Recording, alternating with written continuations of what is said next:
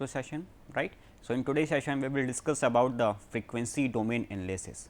So, till now from unit 3 to 4 we were discussing about the time domain analysis, right, where we were discussing about the analysis of system with respect to time. So, in this lecture we will discuss our system with respect to the frequency. Okay. So, in the frequency domain analysis we would like to see, we will apply the our signal with respect to frequency and how it is affecting our system in respect to the gain, with respect to the phase. So, we will see in detail in the frequency domain analysis, right. So, in the time domain analysis we had seen we were applying certain standard test input signal, just like the unit step, just like the unit ramp, just like the unit impulse, just like the unit parabolic signals. So, those are the standard test input signal which we are applying to check the stability of the system. For this frequency domain analysis, we would like to apply a sinusoidal signal for the analysis, because if we go to determine, if we try to determine the frequency of impulse signal, frequency of ramp and frequency of parabolic, then it would be a very complex thing, and if you are going to calculate the frequency of unit step, again it would be a very complex thing to get those exact value of frequency. So, that is why we are choosing here our sinusoidal signal as a test signal in the frequency domain analysis. So, here you can see in this session we will discuss about the introduction to the frequency domain analysis, right. So, in the frequency domain analysis we will see, again it will depends on the two response, one is the steady state response, second is the transient response. So, transient response is not important in the frequency domain analysis, we try to focus our analysis in the steady state, right. So, if we go for the sinusoidal signal as an input, then in the steady state we will observe the same sinusoidal signal at the output, and whatever change is coming only in terms of amplitude and in terms of phase. Okay. What I try to say, suppose I am applying a sine signal as a input, it is having a valid amplitude A and having a valid phase phi, and I am applying to test this system, and whenever this signal is applied we will get here certain output, then we will get here change in the amplitude B and change in the phase. So, that is why we will focus our calculation or focus our analysis in terms of phase and magnitude, right. So, this is about the frequency domain analysis. So, here you can see this sinusoidal response will remains in the steady state, okay. And if you try to see the response of the system, so this will gives you the transient behavior, and this transient behavior will dies out at t tends to infinity. So, whatever I am saying, we need to try to understand this concept with the help of following slide. So, now we would like to see the sinusoidal response. It means to test the LTI system we need to apply a sinusoidal signal as an input, that is R t equal to A sin omega t, where A is the amplitude and omega t is the phase of the signal, and G s is my system which I want to test, C s is the output of the system, and R s is the input of the system in S domain. Okay. So, whenever I would like to write this sine signal in S domain, so we will get here R s equal to A omega over S square plus omega square. Okay. So, you can take the help of Laplace transform and remain and replace S by j omega, then you will get this type of expression. So, here my C s would be what, replace R s by this signal. So, this is my output response. Okay.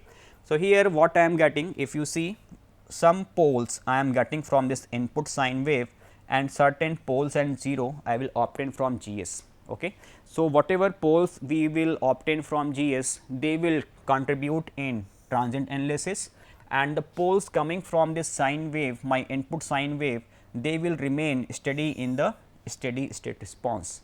It means, if we analyze our system at time t equal to infinity, in that case our sine wave will present and the remaining term will dies out. So, in frequency domain analysis we focus our analysis in the steady state, not in the transient state. Okay. You can say the output contain the transient component which is coming from G s, it will dies out in steady state, and for a stable system the transient component should dies out and steady state component should exist forever. Okay. if my transient of Gs does not dies out, it means this is giving me a condition of instability. Okay. If my system is stable, then whatever poles or 0 present in Gs, they will dies out in the transient, and at the end we will get only the sinusoidal output, and we will observe there only change in amplitude and phase. Okay.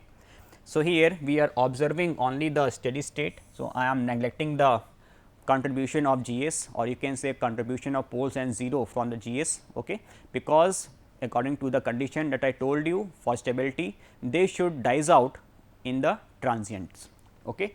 So, in steady state means whenever we are observing our system for time t equal to infinity, and we are getting this response coming from sinusoidal signal.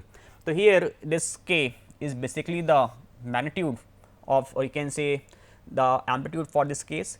So, for complex system, this k may be written like this, it is having a certain magnitude and having certain phase phi. Okay. So, you can say it is having exponential of j theta. So, here a m is acting as magnitude if it is complex term, and this theta is acting as phase. Okay. So, I can replace this k by a new term, that is this term is the amplitude minus a by 2 j multiplied by minus you can say g of minus j omega, and exponential of j theta, this would be the phase. So, here k I am replacing it having a certain or finite mod g of minus j omega. This is the magnitude of this value of k, and if we talk about phase, exponential of j angle g of minus j omega, this would be the phase. Okay. So, I am replacing it here. Now, I would like to take the Laplace inverse. So, s plus j omega is here, this will give us exponential of minus j omega t, right, and this exponential terms are same. So, it will add with this thing, and we will get omega t plus angle of g j omega, and further this s minus j omega will convert into exponential of j omega t, it will add up with this angle, and it will make omega t plus g j omega. Now, we will see the further analysis. After solving, we will get this term. Okay. So, we are doing the adjustment of this 2 j from here, and this will make here a sine function, and I am saying this whole change in amplitude is b, and this change in phase we are obtained here. So, now you can see we applied the input a sin omega t, and at the output at steady state we are getting b sin omega t plus phi omega. It means we are getting here change in the amplitude, and we are getting here change in the phase. So, this analysis is only for understanding how our system changes when we apply the sinusoidal input. Okay. So, here our you can say g j, if we want to obtain the sinusoidal transfer function, so we need to replace s by j omega, then we will get the transfer function for sinusoidal response. So, suppose if g s is given, I will replace s by j omega, and I will get expression like this, that is g j omega c j omega divided by r j omega. Okay. And if I want to calculate mod, this will give me magnitude, and this one will gives me phase. Okay.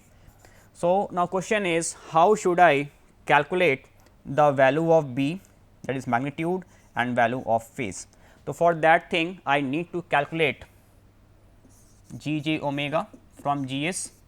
So, if I am calculating g of j omega and calculating it mod, so this will gives me magnitude, and I need to know what is my input frequency. So, if I put omega equal to my omega input, okay, then I will get here b. In the same way, I want to know what is my change in phase. So, I will calculate phi equal to g of j omega. I will put here omega equal to omega input, and I will get here valid phi change in phase.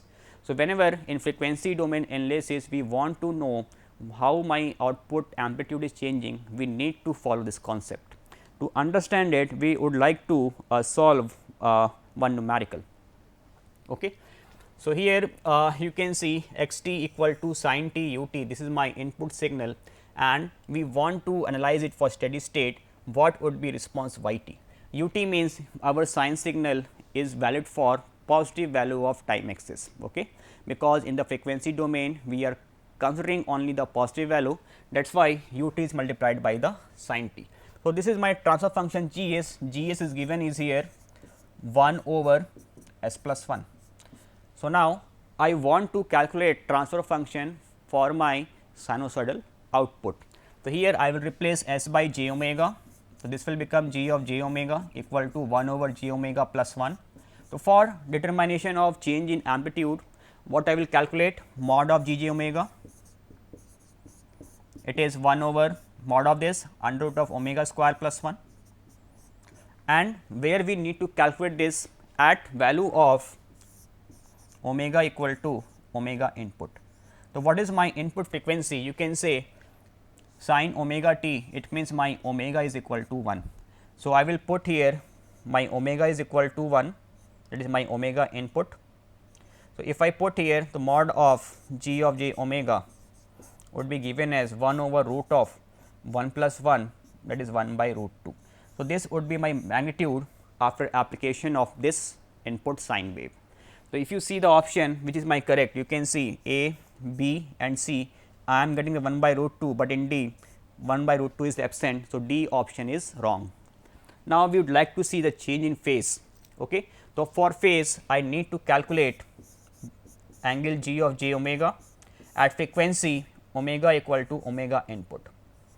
So, what is this angle? You can say from this equation, suppose it is equation number 1, from equation number 1 my numerator contribution is 0 and denominator contribution is tan inverse of omega, and you can say it is minus of tan inverse of omega, and here my input frequency is here 1. I will put omega equal to 1 minus tan inverse omega 1, and this will gives me phi equal to or angle equal to 45 degree, minus 45 degree. Okay. So, you can say this phase is minus 45, or from this option you can say this minus 45 is equivalent to minus pi by 4.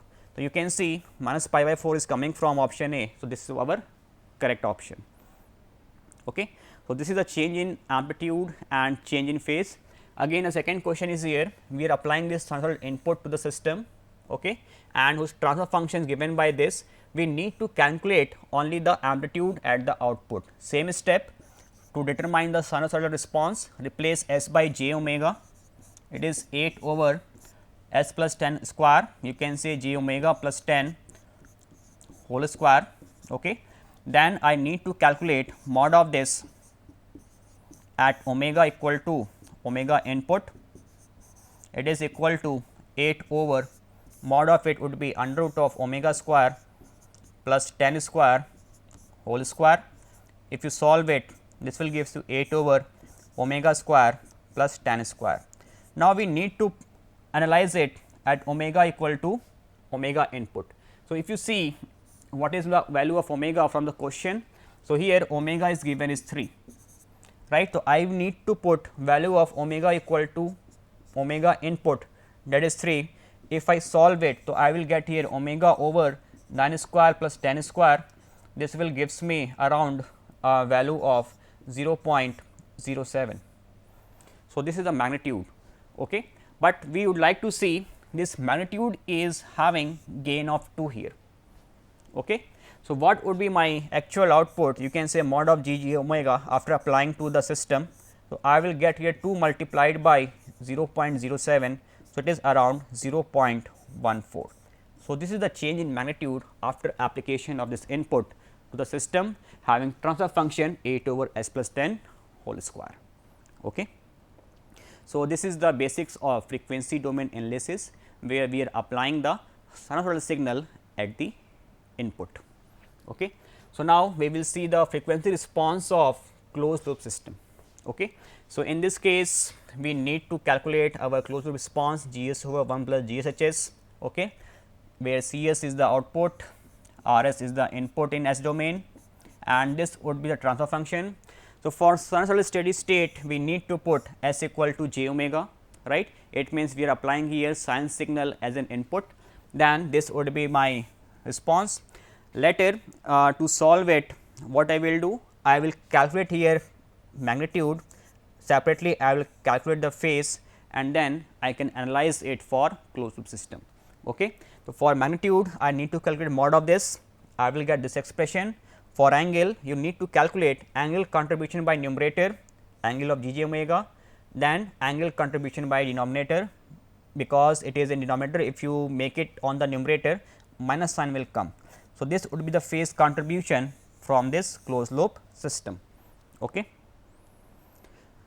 So, now when you try to solve it this magnitude, then you are getting a response like this. So, if you remember the response of second order system, you are getting a response like this. It means, if you remember the transient analysis, right, where we are plotting our output with respect to time, right. In the same way, whenever we are discussing about the closed loop system and we are applying the frequency domain analysis, so we are getting here a graph like this. Okay. So, here you are getting this response, this is the magnitude on the y axis, magnitude on the y axis, and my frequency is here log of omega on the x axis. Okay. It means this is the change in magnitude with respect to frequency. So, if you analyze this graph, you are getting a maximum response point, that is the maximum amplitude, and this is known as MR, or you can say it is known as resonant peak, and the frequency at which this maximum value is coming, this is known as omega r. Okay. And you can say this frequency is resonant frequency. So, you can see this definition here, one is the resonant peak, second is the resonant frequency. The maximum value of MR for magnitude mod of j omega is known as resonant peak. Okay. And resonant frequency, the frequency of the output of the system having a maximum magnitude is resonant frequency. So, in this graph maximum amplitude or maximum gain is coming here, we are plotting here mod of m j omega, right. So, this peak is resonant peak, and this frequency at which I am getting this peak is known as resonant frequency. Now, we would like to know what is my cutoff frequency. So, for that case I need to select here the 3 dB point. So, we know that at 3 dB point our power would be half and our voltage will reduce by value of 1 by root 2. Okay. This cutoff frequency will help us to determine the bandwidth. Okay. So, if I look for my bandwidth here, so you can see from 0 to cutoff frequency, for this range of frequency I am getting almost a constant gain, and we can say this is the bandwidth. Okay. So, here 1 by root 2 value is approximate 0.707. It means whenever my gain drop by 1 by root 2 0.707, so we can say the frequency at this point is omega c, this is cutoff frequency, and bandwidth is basically given by high frequency minus low frequency. So, low frequency we are assuming it is 0 and high frequency we are assuming it is omega c. So, basically our cutoff frequency determines the bandwidth in the frequency domain analysis. Okay. So, this is the response of second order, or you can say closed loop system, or you can say second order system in the frequency domain, and this is the bandwidth. Okay. For definition you can see the bandwidth is the frequency at which our magnitude drops to 70.7%, or you can say 3 dB down, right, and this range of frequency will be the bandwidth from 0 to omega c. Okay. So, cutoff frequency I already told you, whenever our mod drops by 1 by root 2, the frequency at which this is happening, this is known as cutoff frequency, and cutoff rate, you can see the rate of change of slope of magnitude at cutoff frequency. You can see this thing from the graph. So, you can say our graph is falling with a certain slope at the cutoff frequency, this slope is known as cutoff rate.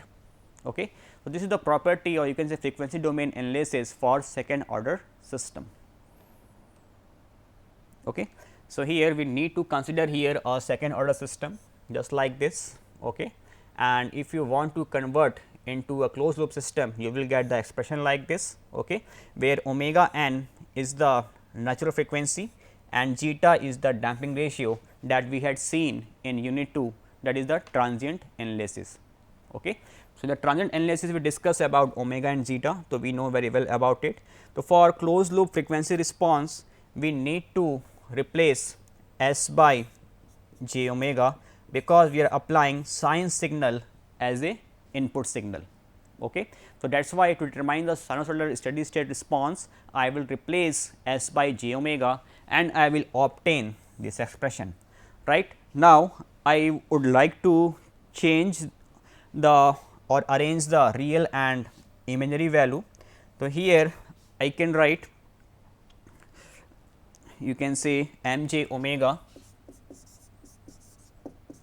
is equal to omega n square divided by omega square is here with minus sign of, let me see, it is j 2 zeta omega n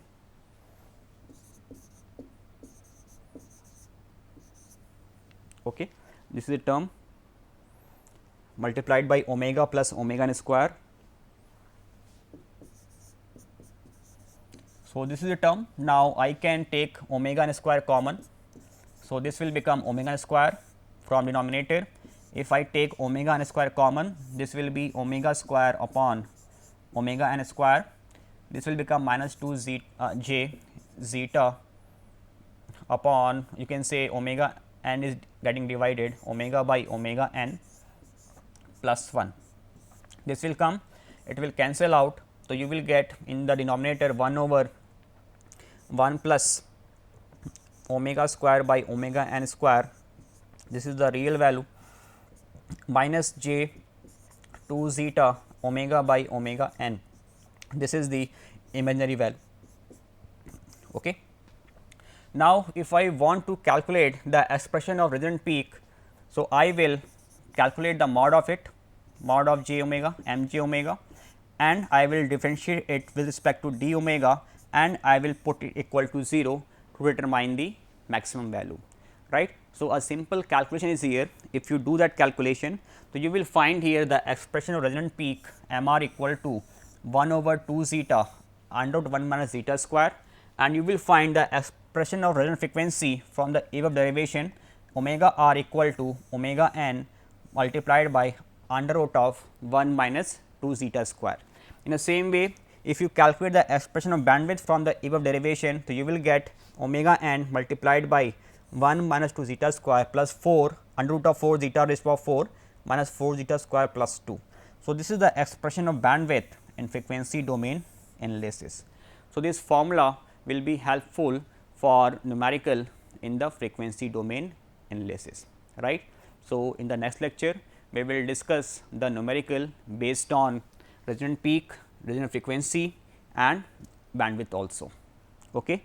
So, thank you for today.